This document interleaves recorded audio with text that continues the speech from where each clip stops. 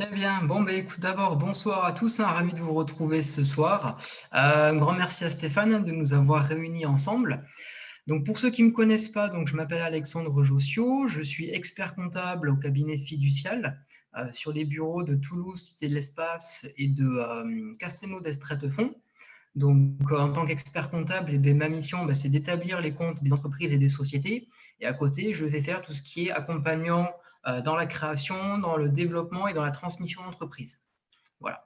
Donc aujourd'hui, je vais vous présenter un sujet qui touche à l'entrepreneuriat et plus précisément à ses formes d'exercice, puisqu'on va parler de l'évolution d'une micro-entreprise. Donc si vous êtes présent ce soir, c'est probablement parce que vous êtes un micro-entrepreneur et parce que vous vous posez une de ces questions. Est-ce que, dans mon cas, la micro-entreprise est le statut le plus adapté? Ou encore, comment savoir si ce régime est le plus adapté? Est-ce qu'il existe d'autres régimes d'exercice et en quoi diffère-t-il du régime micro? Ou encore, quelles sont les conséquences et comment changer de régime? Donc voilà, si vous vous posez une de ces questions, vous êtes au bon endroit parce qu'on va essayer d'y apporter une réponse. Alors, durant cette présentation, on va voir plusieurs points. D'abord, on va faire quelques rappels sur la micro-entreprise. Ensuite, on va voir en quoi il est intéressant de faire évoluer son statut de micro-entrepreneur. Ensuite, je vous présenterai les différentes possibilités qui s'offrent à vous. On parlera du régime réel et de la société. C'est ce qui va nous prendre le plus de temps. Ensuite, on parlera des conséquences du dépassement des seuils de chiffre d'affaires. Et enfin, on verra les démarches pour un changement de régime. Donc, comme l'a dit Stéphane, la présentation va durer environ 25 minutes, oui, suivie d'environ 20-25 minutes de questions-réponses. Alors, on ne va pas forcément entrer dans le détail des choses parce que ça nous prendrait beaucoup trop de temps, mais ça ne va pas nous empêcher de parler de fiscalité, de régimes sociaux et également de faire quelques comparatifs chiffrés pour une meilleure compréhension. L'idée, c'est vraiment qu'à la fin de la présentation, vous ayez une idée générale des possibilités qui s'offrent à vous et que vous ayez des pistes de réflexion quant à l'intérêt ou non d'un changement. C'est bon pour vous? Allez, on y va. Donc, tout d'abord, quelques rappels sur la micro-entreprise. En tant que micro-entrepreneur, vous exercez en nom propre. Vous avez choisi un régime fiscal ultra simplifié, que ce soit en matière administrative, sociale, fiscale ou encore comptable. Ce régime, il est accessible aux entrepreneurs qui ne dépassent pas certains plafonds de chiffre d'affaires, donc à savoir 176 200 € pour une activité de commerce, donc c'est-à-dire de la vente de marchandises, de la vente de fournitures ou encore de la vente de denrées, et 72 600 € pour une activité de prestation de services. Alors, en matière de simplification, justement, les simplifications vont s'appliquer de la façon suivante, puisque pour le calcul des cotisations sociales, les cotisations sociales vont être calculées sur un pourcentage du chiffre d'affaires, donc qui varie selon l'activité, 12,8% pour le commerce et 22% pour les prestations de services. Et pour le calcul de l'impôt sur le revenu, la base imposable, elle aussi, est calculée à partir du chiffre d'affaires après un abattement pour frais et charges, donc de 34, 50 ou 71% selon votre activité. Alors, vous avez également la possibilité de faire une option à ce qu'on appelle le versement forfaitaire libératoire, mais je ne vais pas en parler ce soir parce que ce n'est pas le sujet de la présentation et parce qu'également tous les micro-entrepreneurs ne peuvent pas y prétendre. Vous bénéficiez aussi d'une franchise de TVA si votre chiffre d'affaires est inférieur à certains seuils. Et enfin, en matière de responsabilité, il n'y a pas de distinction entre votre patrimoine professionnel et votre patrimoine personnel.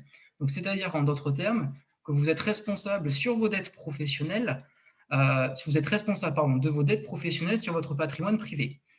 Alors, on peut quand même nuancer ça en disant que la résidence principale est protégée et donc insaisissable, mais pas le reste. Donc, si vous n'avez pas mis en place de mesures de protection, par exemple une déclaration d'insaisissabilité devant notaire, vous restez responsable des dettes de votre entreprise. Alors, maintenant qu'on a fait ces quelques rappels sur le régime micro, on va parler de pourquoi faire évoluer son statut. Alors, il y a deux cas. Soit vous avez une évolution qui est contrainte, parce que vous dépassez les seuils de chiffre d'affaires, auquel cas vous n'avez pas le choix et vous devez passer à un régime réel. C'est comme moi. Moi, je suis la nature du mot, pourquoi pas, et le bugs. Maintenant, je demande plus de Tu peux couper ton micro? Aïe, aïe, aïe. Les aléas du direct. Oui, c'est pas grave. Vas-y, reprends, Alex. Donc, si vous dépassez donc, les seuils de chiffre d'affaires, vous n'avez pas le choix et vous devez passer sous un régime réel d'imposition peu de temps après le dépassement. Alors, on en parlera un peu en fin de présentation. Par contre, vous pouvez également choisir d'évoluer vous-même. Pour ça, il peut y avoir plusieurs raisons. Déjà, vous pouvez avoir une volonté de vous associer avec d'autres personnes avec qui vous avez des affinités ou vous avez des intérêts communs ou même des investisseurs. On peut également regarder en fonction du contexte économique, puisque changer de régime peut vous ouvrir d'autres marchés ou vous donner une crédibilité supérieure vis-à-vis de partenaires commerciaux. Ça peut également être pour protéger son patrimoine, puisqu'on l'a dit, le régime micro ne fait pas de distinction entre le patrimoine privé et le patrimoine professionnel. Et enfin, parce qu'il n'y a pas vraiment de levier d'action en matière d'optimisation fiscale ou sociale sur la micro, puisqu'on se base sur le chiffre d'affaires pour tout calculer et non sur le résultat. Quoi qu'il en soit, quel que soit le motif qui peut vous pousser à faire évoluer votre statut, sachez qu'il n'y a pas besoin d'attendre que le seuil de chiffre d'affaires soit franchi. Vous pouvez changer de régime sans problème, même si vous ne dépassez pas les seuils de chiffre d'affaires. Alors dans ce cas, quel statut adopter? Alors là, vous avez un choix extrêmement important à faire. Soit vous restez en exercice en nom propre, auquel cas, au lieu d'exercer sous le régime micro, vous exercez sous le régime réel, soit vous passez en société. Et auquel cas, il convient de choisir une forme juridique à la société. Donc vous avez le choix entre l'EURL et SARL, c'est-à-dire entreprise unipersonnelle à responsabilité ou société à responsabilité limitée. La distinction entre les deux, c'est qu'en EURL, vous êtes seul, alors qu'en SARL, vous êtes au moins deux. Vous pouvez également choisir la SASU SAS, donc SASU, Société par action simplifiée unipersonnelle, SAS, Société par action simplifiée. Là encore, la distinction, c'est qu'en SASU, vous êtes seul, alors qu'en SAS, vous êtes plusieurs. Voilà. Dans les deux cas, que ce soit pour un basculement au régime réel ou en société, il y aura des impacts. Il y aura des impacts juridiques, il y aura des impacts fiscaux et il y aura des impacts sociaux. Et ce sont ces impacts-là qu'on va voir pour chacun des deux cas. Donc, on va regarder un petit peu ce qui s'applique pour le régime réel et ensuite, on va regarder un petit peu ce qui s'applique pour les sociétés. Donc, pour un exercice au régime réel, en matière juridique, il faut savoir qu'il n'y a pas vraiment de formalité juridique puisque vous n'avez pas de statut à rédiger, vous n'avez pas d'assemblée générale annuelle à tenir. La seule obligation, c'est d'établir des comptes annuels. Par contre, à l'instar de ce qui se fait en micro-entreprise, il n'y a pas de distinction entre le patrimoine privé et professionnel, donc vous restez responsable des dettes professionnelles sur votre patrimoine privé. En matière fiscale, vous êtes imposé toujours à l'impôt sur le revenu, sauf que la grande différence, c'est qu'au lieu d'être imposé sur votre chiffre d'affaires, vous êtes imposé sur votre résultat. Et votre résultat, qu'est-ce que c'est?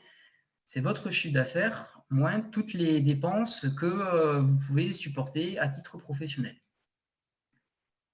Enfin, en matière sociale, là encore, vos cotisations, elles ne vont plus être basées sur le chiffre d'affaires, mais elles vont être basées sur le résultat. Et en termes de régime social, vous allez être considéré comme un travailleur non salarié. Donc, à ce titre, vous allez cotiser à la sécurité sociale des indépendants, alors possiblement à la CIPAF pour certaines activités, mais il y en a de moins en moins. Et le taux de cotisation, par contre, il sera de 45% de votre résultat. Alors, je vous propose qu'on mette tout ça en exergue via un petit exemple chiffré pour que vous compreniez tout ça. Donc, on va comparer un prestataire de service qui fait 60 000 € de chiffre d'affaires, qui a des achats pour 5 000 € et des autres frais pour 10 000 €. Donc, voilà, il fait un résultat à 45 000 € dans les deux cas. En régime micro, peu importe le résultat, peu importe les frais, puisque ce qui nous intéresse, c'est vraiment le chiffre d'affaires. C'est à partir de là que tout se calcule. Donc, pour les cotisations sociales en régime micro, elles seront de 22% de son chiffre d'affaires, c'est-à-dire 13 200 €. Et pour son revenu imposable, ce sera 50% du chiffre d'affaires, puisqu'il bénéficie d'un abattement de 50%. Donc, 30 000 € de revenus imposables et 13 200 € de cotisations sociales. Si on regarde la colonne de droite maintenant, pour un exercice au régime réel, toujours le même cas, donc chiffre d'affaires 60 000, achat 5 000, autres frais 10 000, donc on a un résultat provisoire à 45 000 €. Les cotisations sociales, on va les calculer sur ce résultat, par ce qu'on appelle, alors dans le cas de l'exercice au régime réel, un calcul en dedans, c'est-à-dire que les 45 000 euros ne sont qu'un résultat provisoire. Et donc, on va avoir des cotisations de l'ordre de 14 400 euros. L'avantage du régime réel, c'est qu'on va pouvoir venir déduire ces cotisations du résultat. Donc finalement, les 45 000 moins les 14 000, il va nous rester un revenu imposable à 30 600 euros. Alors là, vous allez me faire une remarque. C'est que vous voyez que, eh bien, en fait, dans ce cas-là, dans ce cas bien précis, la micro-entreprise est plus intéressante, puisque les cotisations sociales sont moins importantes en régime micro qu'en réel. Et pareil pour le revenu imposable, on a moins de revenus imposables en micro qu'en réel. Donc effectivement, si vous avez fait ce constat, vous avez raison, puisque le régime micro est plus intéressant. Maintenant, on va prendre exactement le même cas, mais on va venir augmenter un petit peu les charges. Donc toujours notre prestataire de service qui fait 60 000 euros de chiffre d'affaires, sauf que maintenant, il va faire 20 000 euros d'achat et 10 000 euros de frais, donc 30 000 euros au global. En micro, on se fiche du résultat, on se fiche des achats. Donc là, ça ne change pas. On a toujours des cotisations à 13 200 euros et un revenu imposable à 30 000. Par contre, au régime réel, là, ça change. Puisque finalement, on va se partir de notre résultat provisoire de 30 000 euros pour calculer les cotisations sociales. Donc, elles vont être de l'ordre de 9 400 euros. Et si on retranche ces 9 400 euros à nos 30 000 euros, il reste un revenu à 20 600 euros.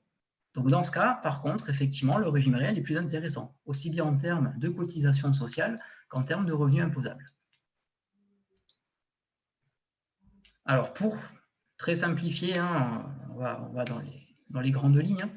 L'intérêt du régime réel, c'est sa facilité de fonctionnement, hein, et sa facilité de changement de régime, puisqu'au niveau de fonctionnement, on a vu, il n'y a pas de modalité juridique particulière, et au niveau du changement de régime, alors j'anticipe un peu, mais vous allez voir, il suffit de faire un simple courrier d'option à votre centre des impôts pour basculer du régime. Également, on a un petit peu plus de levier d'optimisation fiscale et sociale, puisqu'on va pouvoir jouer sur les charges pour déterminer le résultat des cotisations sociales.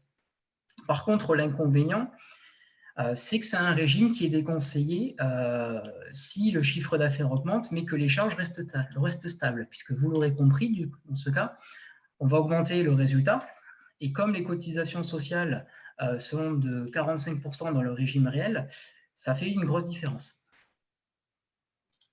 Alors, quelques petits indices pour vous aider à vérifier l'intérêt de basculer.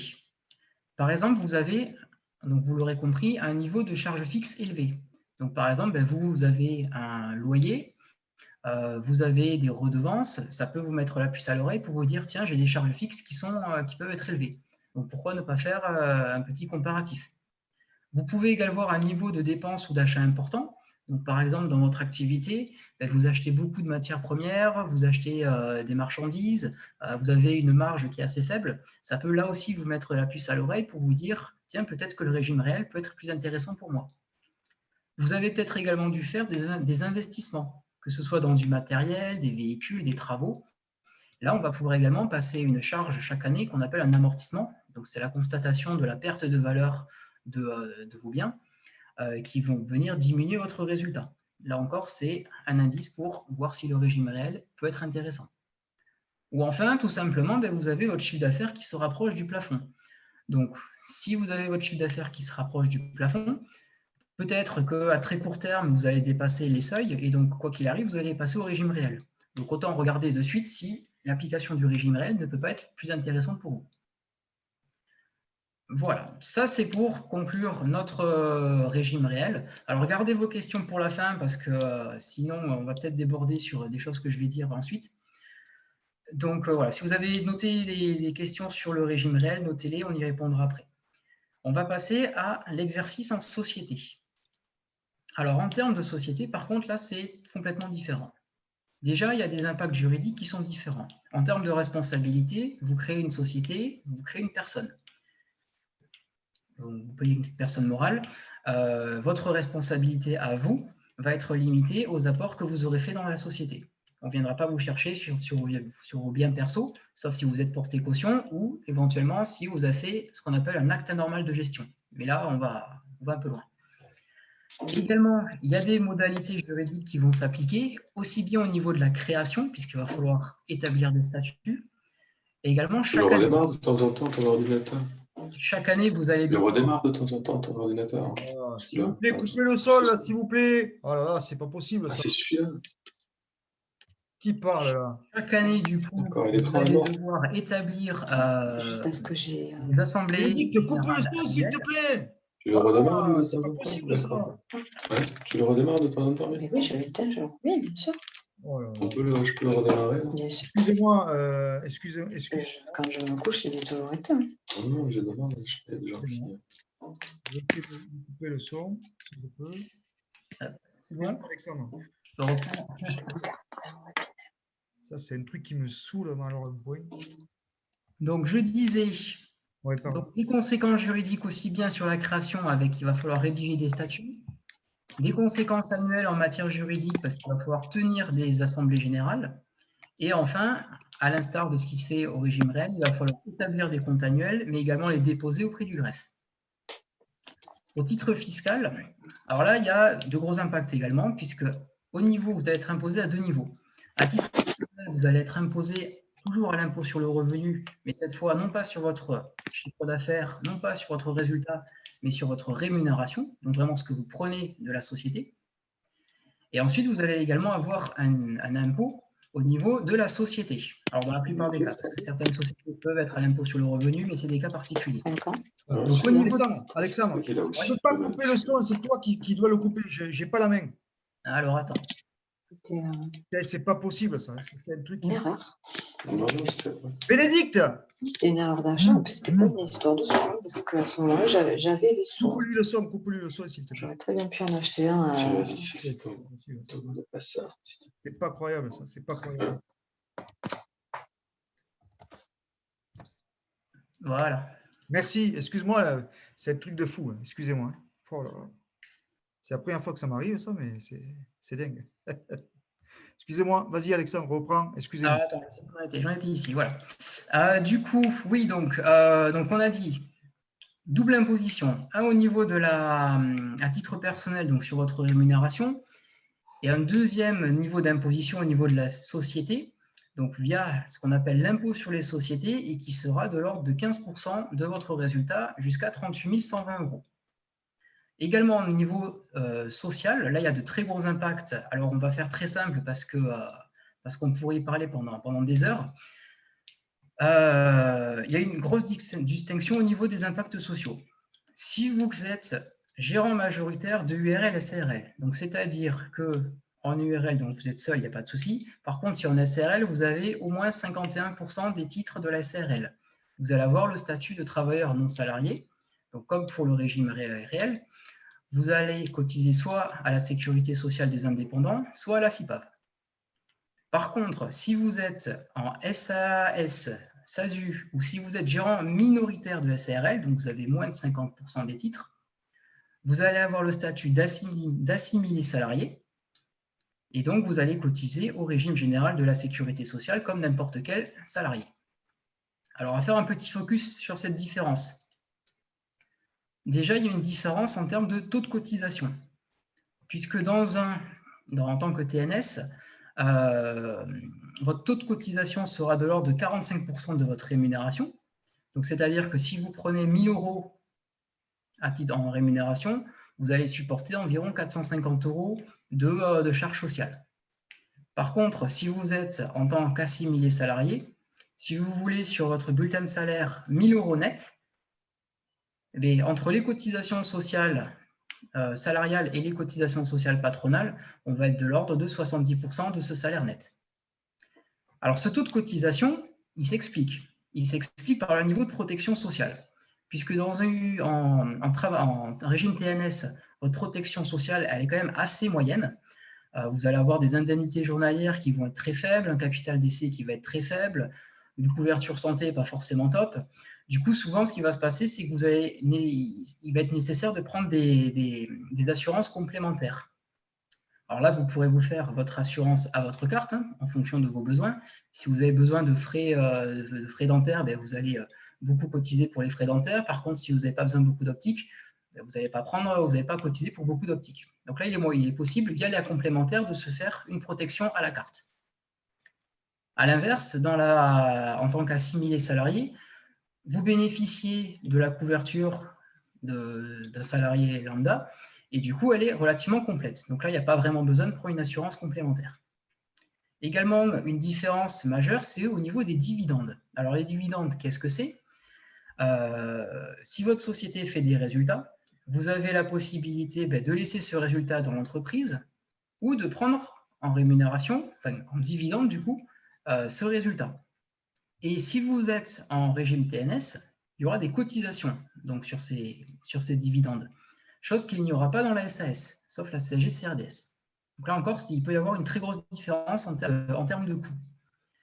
Enfin, un autre aspect, c'est en cas d'absence de rémunération. En tant que TNS, vous avez une cotisation minimum à payer, même si vous ne payez pas, même si vous ne prenez pas de rémunération. Alors cette cotisation, j'avais noté, elle était à 1 042 € par an minimum, et ça vous permet de valider 3 trimestres de retraite. Si vous voulez valider les 4 trimestres, il faut une rémunération minimum qui est de l'ordre de 6 000 €.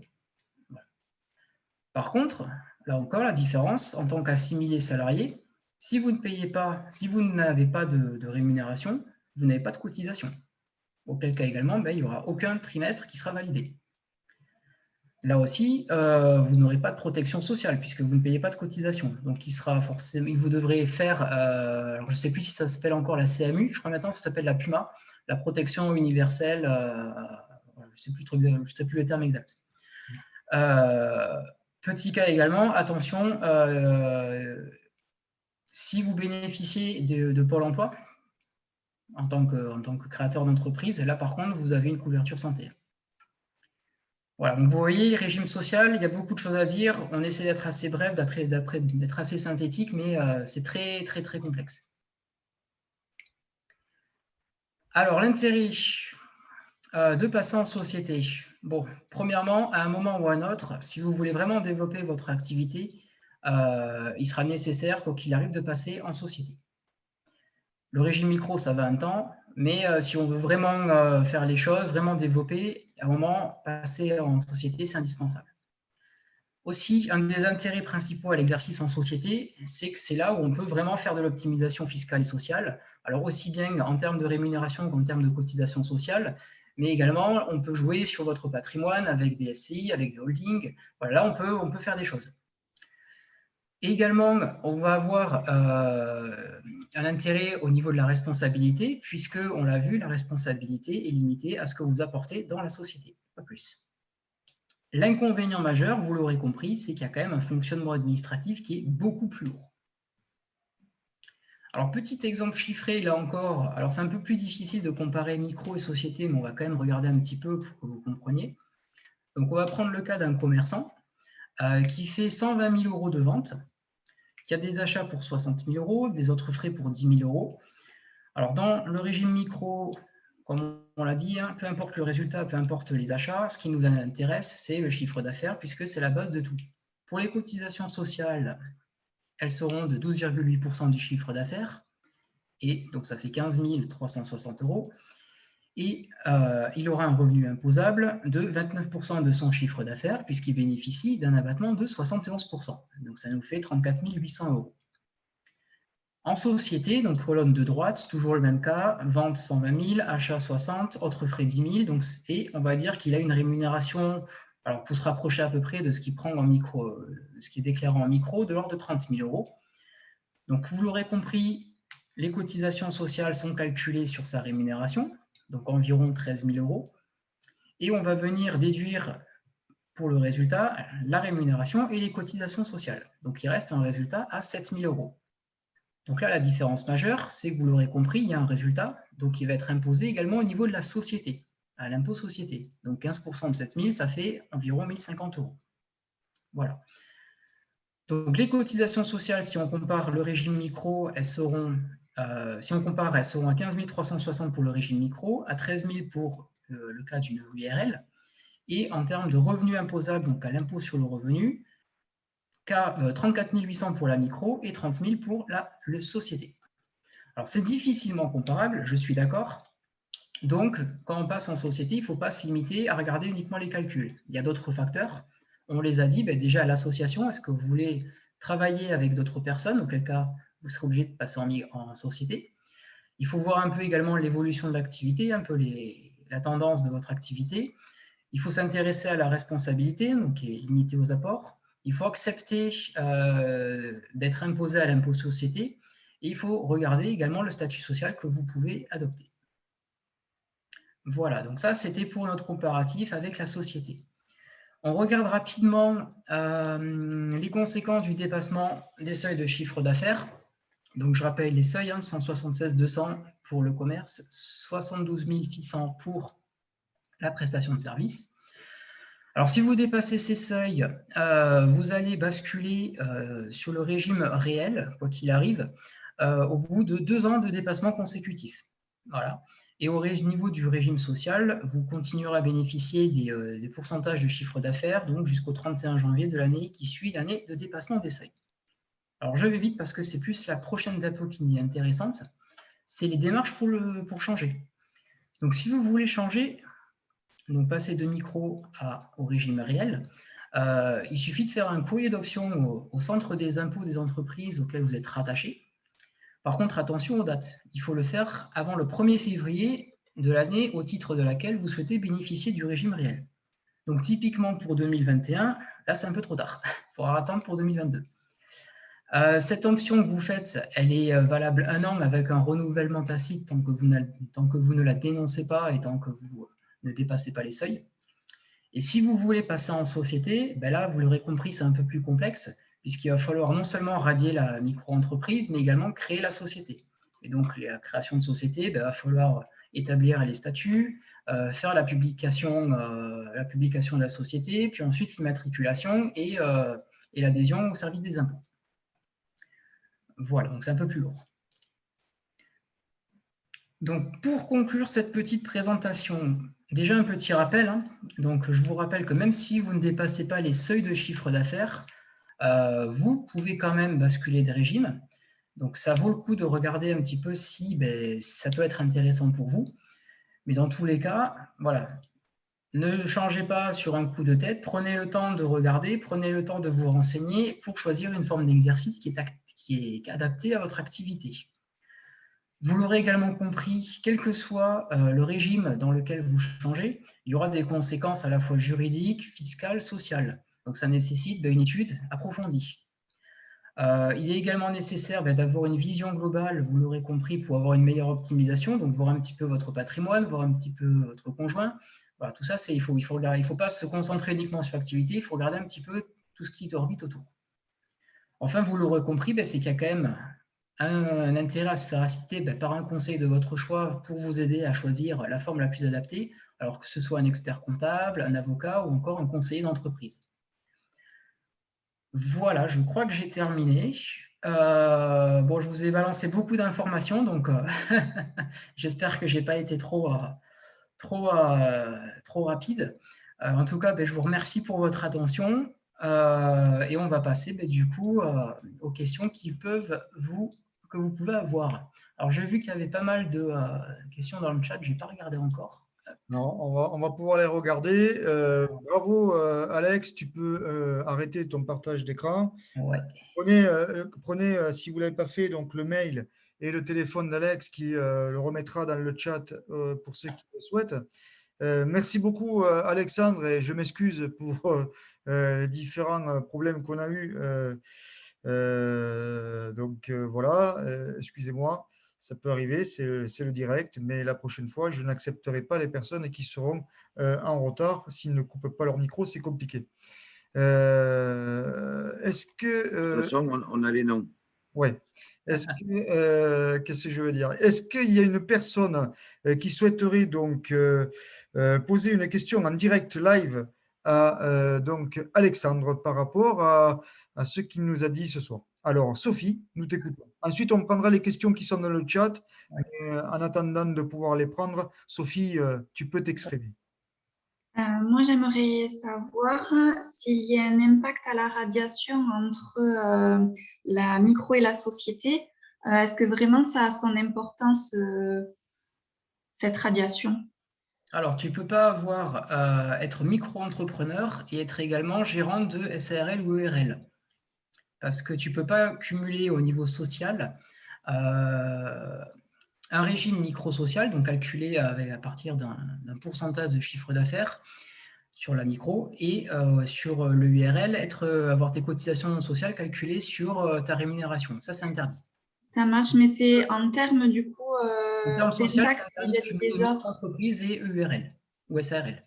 Est-ce que c'est, enfin, je veux dire, au niveau de ces partenariats, enfin, je ne sais pas comment dire, ça ne change rien à la société, je veux dire, de faire une radiation. On ne redémarre pas de zéro, c'est juste administrativement. Ah si, parce que du coup, ta micro-entreprise sera radiée, donc voilà, elle n'existe plus. Et après, tu repars sur une entreprise ou une société, ça dépend, pour toi, plutôt une société. Ouais, Je ne visualise pas du tout, mais merci quand même. et en fait, ce qu'il est en train de te dire, tout simplement, c'est que si tu passes en société alors que tu es en micro-entreprise, ta micro-entreprise, elle n'existe plus. Tu dois recommencer à zéro, quoi. Mais pas vis-à-vis du client, c'est uniquement Ah non, administratif. non, Ben, pas vis-à-vis du client. après, il te faudra changer sur tes factures Oui, tes coordonnées, ton numéro SIRET, oui, le nom de ta boîte, voilà, c'est juste ça. D'accord. Mais là, on Donc, parle bien oui, du coup d'un exercice en société. Hein. d'accord. Voilà, si tu passes du régime micro au régime juste réel d'imposition, là, ça ne change rien. Hein. Ah, donc avant de peut-être passer carrément en société, passe d'abord peut-être en réel. Je ne sais pas. Ça, il faut que tu vois, si tu veux, je t'invite à appeler Alexandre et il t'aidera bien volontiers à y voir plus clair. Je pense que c'est plus simple. Oui, passe-moi un petit coup de fil. Au moins, comme ça, tu m'expliques un petit peu plus exactement, exactement ce que tu veux faire. Ça marche. Merci beaucoup. Avec plaisir. Alors, nous avons dans le chat Monsieur Vincent Chomeria qui n'a pas arrêté de poser des questions tellement il est intéressé. Il doit avoir au moins 10 questions de Vincent. Alors, Vincent, qu'est-ce qu'il nous dit? Pourquoi Pourquoi? abattement de 50%? Ouais. Alors, c'était dans C'était dans quoi? la première partie, je pense. La page 8. Il a noté les pages en plus. Alors, c'était sur le revenu imposable du prestataire de service en micro. Parce que Ouais. le prestataire de service en micro-entreprise, au niveau de son impôt sur le revenu, donc tu as compris, il est imposé sur son chiffre d'affaires. Après un abattement de frais et charges, et dans le cas d'un prestataire de service, cet abattement pour frais et charges est de 50%. Donc, c'est par rapport à son imposition sur le revenu, il va déclarer Par que exemple, 50%. voilà, un prestataire de service qui fait 50 000 € de chiffre d'affaires, il sera imposé sur la moitié. D'accord. Voilà. Alors que s'il était commerçant, donc un commerçant par contre qui fait 50 000 € de chiffre d'affaires, il bénéficie d'un abattement de 71%, donc il est imposé que sur 29%. D'accord. Voilà. Donc, en gros, mettons, on est imposé en direct de 22% de son chiffre d'affaires et si ton taux d'imposition est de 10%, tu vas avoir 10% sur 50%. Donc, en gros, tu serais taxé à 27% en gros. Et ce que je te donne, c'est le revenu imposable. Ouais. Et après, à partir de ce revenu imposable, ton imposition, c'est ton taux marginal d'imposition. Donc là, c'est en fonction de tes revenus, c'est en fonction du barème d'impôt. D'accord. Non. Alors, Situation personnelle. Si tu es seul, si tu es en couple, si tu as des enfants, voilà, là, ça change. ce que je te propose, Vincent, c'est de te mettre en relation avec Alexandre parce que autant, si tu veux, un début de soirée, c'était très clair. Autant là, si tu veux, voilà, c'est donc il vaut mieux que tu. Non, mais c'est juste que j'ai tendance à prendre en compte que les 22% et pas forcément Et encore, les impôts. 22%, ça, c'est les cotisations sociales, hein, c'est pas l'impôt, c'est autre chose. En plus, toi, tu fais du coaching, c'est ça, si je me rappelle bien. Oui. Oui, c'est du service. Donc, toi, c'est même pas du service. Toi, ça va être en catégorie bénéfices non commerciaux. Donc, ça va être encore un autre taux. Ah, D'accord. d'accord. C'est bon, ok. Vincent, tu sais ce qu'il te reste à faire. Hein. Donc, qui a une autre question pour notre ami Alexandre, qui est chaud bouillant, il répond à tout du tac au tac. Moi, Oui, vas-y. dans la même lignée là, que Vincent, tu as parlé de l'abattement de 50% et de 71%, et le 34%, il correspond à quel type Pour les d'activité? BNC, justement. Pour les BNC, Ouais. voilà, c'est ce qui me manquait comme info. Ah. Bon, parfait. Donc, les prestations de services, c'est 50. Tu as répondu à une question que je venais de mettre dans le chat. C'est bon. Merci. Ouais, bravo, merci pour ton éclairage, Christelle. C'est impeccable. Qui veut poser une question? Monsieur Steven, vas-y. Je ne sais pas si je me trompe, mais j'ai l'impression que en fait, ça devient moins intéressant de passer à un statut d'entreprise quand il s'agit de parler de revenus. J'ai l'impression que c'est plus intéressant, les revenus sont plus intéressants en statut de micro-entreprise plutôt qu'en statut d'entreprise. Est-ce que je me trompe ou pas? Alors, j'ai pas très bien compris la question, je t'avoue. D'accord. Comment dire? J'ai l'impression qu'en fait, on peut percevoir plus de revenus en tant que micro-entreprise plutôt que lorsqu'on est en statut d'entreprise comme SAS ou SARL par exemple, ou SASU. Est-ce que je me trompe en disant que je percevrai beaucoup moins de revenus en étant en statut d'entreprise et ça sera moins avantageux pour moi? Du coup, je sais qu'il y a des optimisations en fait en termes de charges, etc. On peut déduire des impôts, par exemple les restaurants, le véhicule, etc. Mais est-ce que c'est pas moins intéressant finalement de passer sur le statut d'entreprise? Alors, j'ai compris la question du coup. Bon, c'est très complexe à répondre. Si tu veux, donc tu auras compris qu'en tant que société, ton imposition personnelle est calculée sur la rémunération vraiment que tu prends, donc vraiment l'argent que tu tires de la société. Tous les mois, tu prends 2 000 €, et bien à la fin de l'année, tu seras imposé sur 2 000 fois 12. Alors, du coup, en société, c'est assez simple, parce que voilà, tu prends 2 000 €, tu es imposé sur 2 000 €. Voilà, ça c'est clair. Quand tu es en régime du coup, aussi bien en régime micro qu'en régime réel d'imposition, c'est plus difficile à répondre parce qu'en fait, on se fiche un peu de combien tu prends tous les mois, puisque tu vas être imposé sur ton résultat. Donc l'idée dans ce cas, c'est qu'effectivement, si tu es en régime réel d'imposition, c'est de faire passer beaucoup de charges pour pouvoir diminuer ton résultat, ton revenu imposable. Oui, parce que si tu as en fait si tu pas de beaucoup de charges, tu vas casquer, quoi. Voilà. Moi, c'est mon cas. Et ouais, donc toi, tu as tout intérêt à passer en société, je pense. Après, bon, il faut voir. Là aussi, je pense qu'il faut que tu vois avec Alexandre. Il n'y a pas de solution oui ou non, mais à chaque fois, il faut regarder. C'est au cas par cas. C'est vraiment toujours, il faut regarder. Ouais. Moi, ce que je vous ai donné comme indice, justement, là, au niveau du régime réel, c'est voilà, si vous savez que vous avez un niveau de charge qui est élevé, alors que ce soit des charges fixes, des dépenses courantes ou du matériel qui vaut assez cher que vous avez dû acheter pour votre activité, si vous avez vraiment un de ces trois impacts-là, oui, il faut regarder si le régime réel n'est pas plus intéressant que le micro. Parce que ça veut dire que votre résultat pourrait éventuellement être très faible. D'où l'intérêt de prendre un conseil, quoi. Exactement. Enfin, je dis ça comme ça, moi. Oui, bien sûr, tout à fait, Christophe. On l'aura compris. Donc, Steven, tu as la chance d'être dans une communauté d'entrepreneurs experts et bienveillants. Donc, tu peux t'adresser donc à Alexandre Jossieux et également à Christophe Borde qui pourront t'aider certainement dans les différentes questions que tu pourras te poser, mon petit. Alors, il y a quelqu'un qui a posé une question, c'est encore Vincent qui a posé une question intéressante dans le chat. Là, peut-on être partenaire sans s'associer? Chacun garde son entreprise. Alors, si vous voulez monter un business ensemble, vous êtes obligé d'être passé en société. Si vous voulez chacun garder votre business à côté et vous faire, je sais pas, des facturations l'un à l'autre, là, effectivement, vous pouvez continuer à travailler avec votre propre entreprise chacun. OK. Il y a une question de Pénélope, je crois. Pénélope, tu veux prendre la parole? Oui, bonsoir tout le monde. Enchantée. Alors moi, je me suis lancée dans un MLM et je n'ai encore aucun statut et on me dit qu'en France, il n'y a pas encore de législation sur ce secteur d'activité. Non, pas en VDI. Ouais, en VDI. Je suis en train de lire la réponse là dans le chat. Parce que c'est du service, on prend simplement des commissions, on ne vend pas de produits.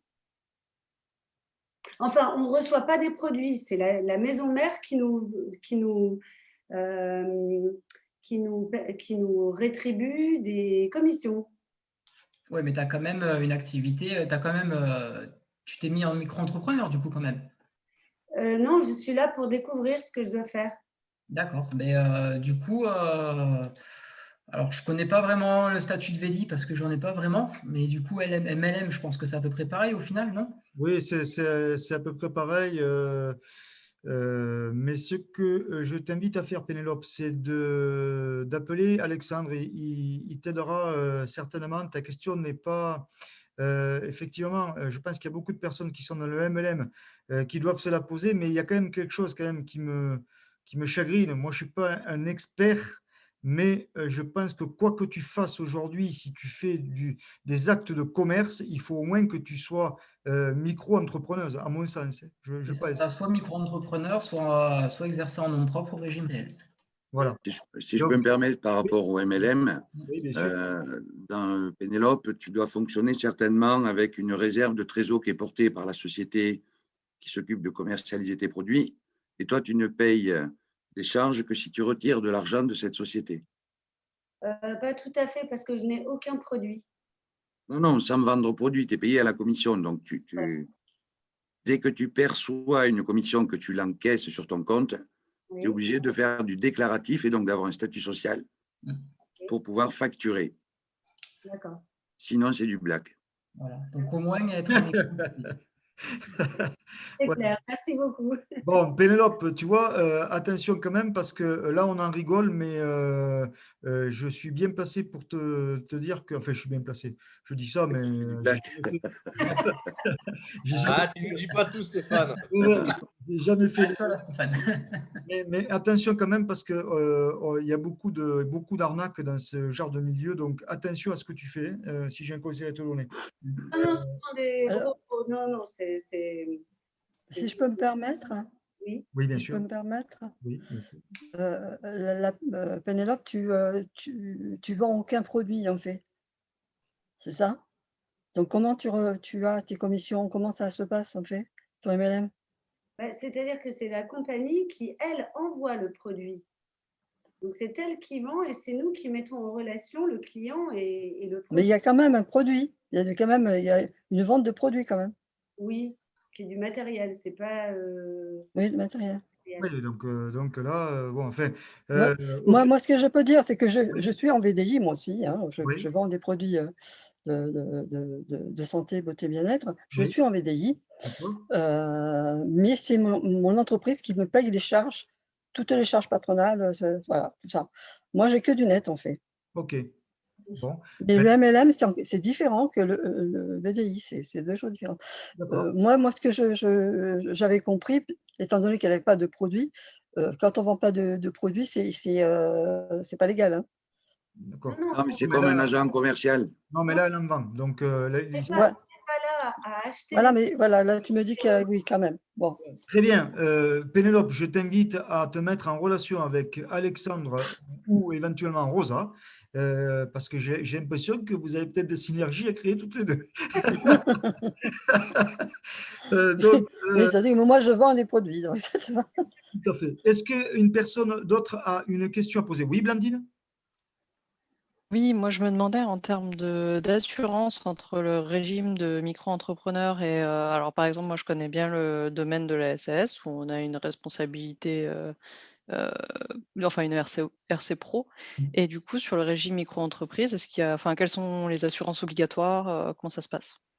En tant qu'entrepreneur, il faut quand même que tu aies une assurance, comme tu as dit, responsabilité civile professionnelle. Éventuellement, peut-être multirisque, hein, selon ce que tu fais. Mais de toute façon, il y a des assurances à prendre. Et quelles sont ces assurances? Ben, elle a dit, une responsabilité civile professionnelle. D'accord, merci. Peut-être multirisque, il faudrait voir. D'accord. Ça ne dépend pas du statut, ça dépend de l'activité. D'accord, très bien. Il faut être assuré. C'est ce que j'allais dire, ça dépend de l'activité. Si tu as de la flotte, ben, il faut assurer ta flotte également. C'est ça. Et ça dépend aussi des contrats en fait que tu vas signer avec ton prestataire surtout. Parce qu'en général, c'est notifié dessus. Ben, je vois qu'il y a un paquet d'experts là ce soir. Excusez-moi. Excusez-moi, j'ai pris la main, pardon. Bonsoir. Non, c'est pas grave.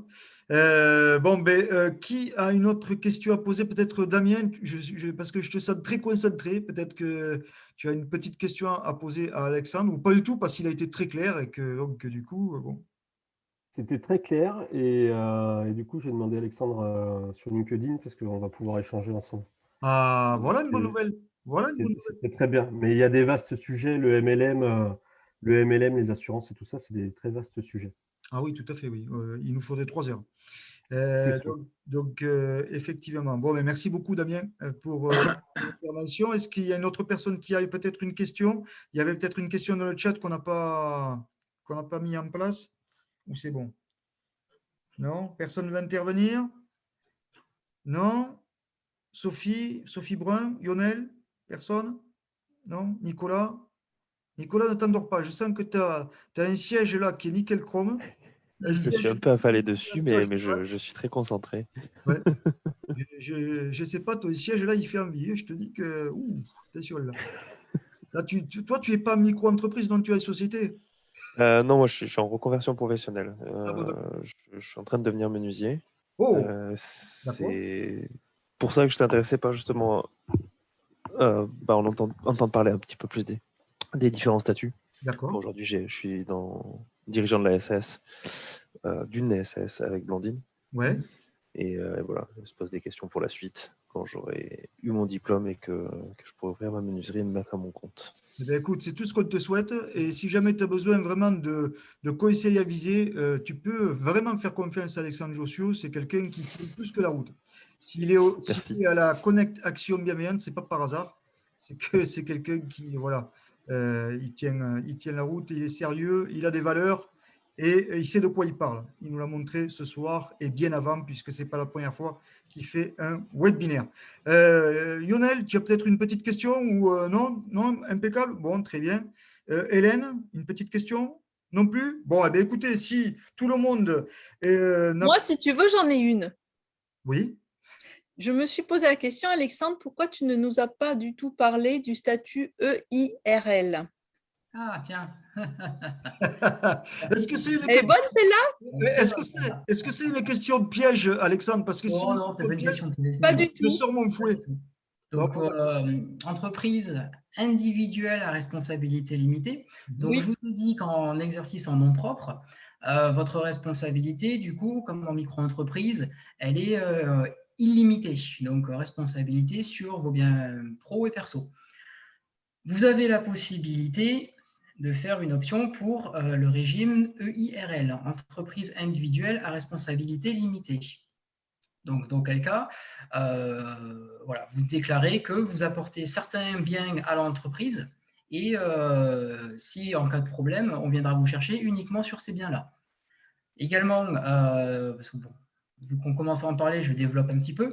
En EIRL, il est également possible donc, de choisir une imposition à l'impôt sur le revenu, donc comme en nom propre classique, mais également de faire une option pour l'impôt société. Et auquel cas, on peut partir un petit peu sur… on peut un peu s'amuser là-dessus. Ok. Merci beaucoup, Christelle, pour ton intervention. Christelle, tu parles rarement, mais quand tu parles, je peux te dire que c'est réglé. C'est toujours de bon à propos. Et merci pour ta question qui, effectivement, ça manquait. Donc, Alexandre, je ne te mets pas un carton jaune, mais presque quand même. J'ai dit, on parle de l'essentiel. J'ai dit, ouais, tu as 25 minutes. Hein. Ah, tout à fait. C'est vrai qu'en plus… Non, parce que je suis étonné qu'il n'y ait pas beaucoup de questions sur le régime social. Des collègues qui ont choisi… et TNS, parce que là, il y a une foison de questions possibles et imaginables. Oui, je pense qu'ils sont un petit peu timides, mais il est clair qu'il y a certainement beaucoup de questions qui peuvent se poser à ce niveau-là. Ça, c'est très clair. Moi-même, je m'en pose, donc on se voit très bientôt et c'est très bien. Écoutez, les amis, c'est 20h55. J'ai l'habitude de rendre l'antenne à Cognac G, donc à l'heure, parce qu'il y a de la publicité juste derrière, donc je suis obligé. Donc, ce que je voulais vous dire, c'est que la semaine prochaine, donc à 20h, nous aurons notre 14e épisode de cette série magnifique. Là, ici, il y a 14 semaines. Et comme vous l'avez compris, ce soir, il y a eu quelques couacs, mais en règle générale, tout se passe bien. Donc, la semaine prochaine, nous aurons Olivier qui sera avec nous, Olivier Puzzi. Olivier Puzzi qui, en fait, proposera à tous les demandeurs d'emploi de venir tout simplement passer un entretien. Parce que Olivier Puzzi, c'est un coach qui vous prépare à passer vos entretiens quand vous recherchez un emploi et que vous allez devoir donc passer à la moulinette pendant 2 heures. Il va vous expliquer donc les pièges à éviter et également il va vous mettre donc en condition où vous allez pouvoir vous tester avec un professionnel. Donc c'est jeudi soir à 20h. Donc si vous avez des amis autour de vous qui sont en demande d'emploi, qui galèrent un petit peu, des stagiaires, des alternants, des personnes qui donc ont besoin de trouver un stage ou une alternance, je vous garantis qu'il ne va pas perdre son temps en participant à ce webinaire jeudi soir avec Olivier Puzzi. Voilà, écoutez, je vais juste vous remercier d'avoir été sage. Merci beaucoup d'avoir participé donc, à ce webinaire. Merci, j'espère que vous avez pris du bon temps et surtout que vous avez eu des infos pertinentes. Merci beaucoup, Alexandre. Vous pouvez retrouver Alexandre. Donc, Alexandre, si tu veux partager 30 secondes ta dernière fiche avec ton mail et ton téléphone pour qu'on puisse donc rentrer en contact directement avec toi, ça sera génial. Alors, attends. Voilà, tu vas dans ton… voilà, donc là, on vous laisse quelques secondes donc, pour prendre les infos. Vous pouvez également retrouver Alexandre Jossieux sur LinkedIn, bien évidemment. Donc, voilà, je n'ai pas besoin de lui faire de la publicité. Donc, on l'a vu tout seul ce soir, que Alexandre vraiment était un élément très important donc, qui peut vous aider à aller plus loin dans votre réflexion. Voilà, les amis, très bonne soirée à vous tous. Bon appétit pour ceux qui n'ont pas mangé. Et puis, je vous dis à très vite et notamment à demain pour ceux qui seront donc à Toulouse Centre-Ville pour notre session en direct live donc à la firme où on va encore une fois partager, s'éclater, communiquer et